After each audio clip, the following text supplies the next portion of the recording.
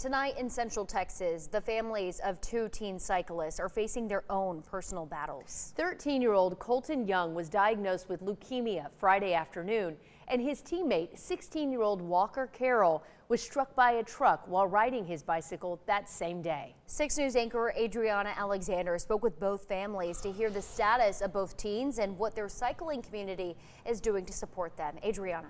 Well, faith and hope is what's keeping Young and Carroll's family strong. Both teens have a long road to recovery ahead, but their families are sure they will be able to push through. Two teens who share the same passion for cycling are now facing their own separate battles at the same time. I mean, ultimately, we're holding on to our faith. I mean, we were stone cold believers, always have been. 16-year-old Walker Carroll was biking with his teammate in Hallsburg Friday when a pickup truck crashed into him. His father, Dan, has been at the hospital with him since it happened and said he still remains in critical condition.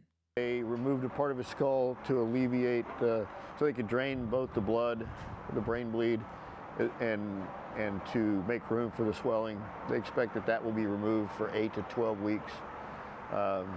He had 3 spinal cord injuries. And Carroll's teammate, 13-year-old Colton Young, is also in the hospital bed, but with a different struggle. He's having trouble keeping his blood counts where it's supposed to be. Both teens are members of the Heart of Texas Junior Cycling Club. Just hours before Carroll's tragic crash, Young's mother, Tammy, says her and her son were hit with the most devastating news of their lives. He's a beautiful kid, He was 13 that just was diagnosed with leukemia.